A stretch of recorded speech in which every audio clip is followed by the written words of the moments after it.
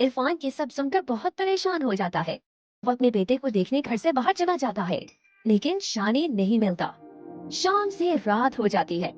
इरफान और उसकी बीवी बहुत परेशान होते हैं। ऐसे ही दिन गुजरते जाते हैं। एक दिन इरफान परेशानी की हालत में घर के बाहर बैठा था, तो दो आदमी भागते हुए आते हैं। अरे भाई, क्या हुआ? तुम लोग इतने परेशान क्यों हो? अरे भाई, क्या बताएं आपको, हम जंगल के रास्ते से आ रहे थे, तभी उस पुरानी कार की चुड़ैल ने हम पर हमला कर दिया। हम लोग बहुत मुश्किल से वहाँ से अपनी जान बचा कर आए हैं। रात बहुत हो गई है, आप भी अपने घर चले जाएं। इतना बोलकर वो दोनों वहाँ से चले जाते हैं। यार, मेरी तो जिंदगी मेरे बेटे के बगैर नामुकम्मल है। क्यों ना मैं उसी चुड़ैल के पास जाऊँ और उससे बोलूँ कि वो अपनी ताकत से मुझे बता दे कि मेरा शानी इस वक्त कहाँ और किसके पास है। अगर उसने मेरी जान ले भी ली तो क्या है, मैं अपने बेटे के लिए अपनी जान भी देने के लिए तैयार हूँ। फिर इरफान जंगल में उस चुड़ैल की तलाश में निकल पड़ता है। बहुत देर ढूंढने पर उसे वो पुरानी गाड़ नजर आ जाती है। लगता है चुड़ैल इसी गाड़ में रहती है। फिर इरफान उस गाड़ के अंदर चला जाता है। तुम कहाँ हो चुड़ैल? मैं तुम्हारी ही तलाश में यहाँ आया हूँ। तभी वहाँ से बहुत खौफनाक आवाजें आने लग जाती हैं। कौन है जो मेरी तलाश में यहाँ आया है? आज तक किसी की इतनी हिम्मत नहीं हुई कि वो इस गाड़ में आए। और एक तुम हो जो मेरी तलाश में यहाँ आ गए हो। तुम बहुत हिम्मत वाले लगते हो। मुझे आपकी मदद चाहिए। आप मुझे अपनी ताकत से बता दें कि मेरा बेटा शानी इस वक्त कहाँ और किसके पास है। मैं तुम्हारी मदद कर सकती हूँ, लेकिन उसके बदले में तुम्हें भी मेरी मदद करनी होगी। मुझे तुम जैसे हिम्मत वाले इंसान का ही इंतजार था। मैं आपकी मदद करने के लिए तैयार हूँ। बताइए, मैं आपकी क्या मदद करूँ? तुम गांव के पास वाले डरावने जंगल में जाओ। वहाँ एक पहाड़ पर सुर्ख रंग का तोता एक पिंजरे में कैद है।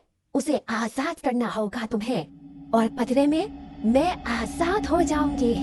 बोलो, तुम्हें मंजूर है? मैं अपने बेटे के लिए कुछ भी करने के लिए तैयार हूँ। तो ठीक है, मैं भी तुम्हारी मदद करने के लिए तैयार हूँ। चुड़ैल अपनी आंखें बंद करके कुछ पढ़ती है। चुड़ैल को पता चल जाता है कि शानी कहाँ है। फिर चुड़ैल इरफान को बताती है, तुम्हारा बेटा शानी पास के गांव में ही है। वहाँ के कुछ कुंडों के पास है तुम्हारा बेटा शानी। शुक्रिया तुम्हारा। मैं अपने बेटे को ले आऊं, उसके बाद मैं जंगल में तुम्हारा काम करने जरूर जाऊंगा। इसके बाद इरफान पुलिस को लेकर पास के गांव में जाता है, पर उधर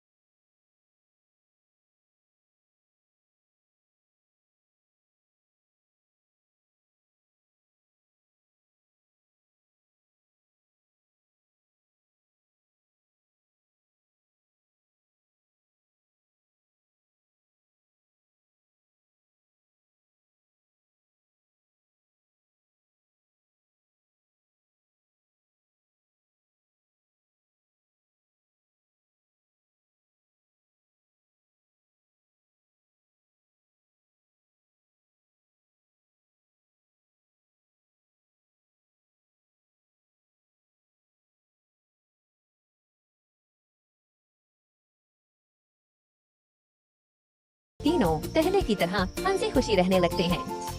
इस कहानी से हमें ये सबक मिलता है कि हमें हमेशा दूसरों की मदद करनी चाहिए। अगर हम किसी की मदद करेंगे तो अल्लाह पाक हमारी भी मदद फरमाएगा। तो बच्चों, आप भी हमसे वादा करें कि हमेशा मुश्किल में दूसरों की मदद करेंगे। उम्मीद करते हैं कि आपको हमारी ये वीडियो भी पसंद आई होगी। हमारे चैनल को जरूर सब्सक्राइब करें और घंटी के निशान को दबाना मत भूलें। शुक्रिया।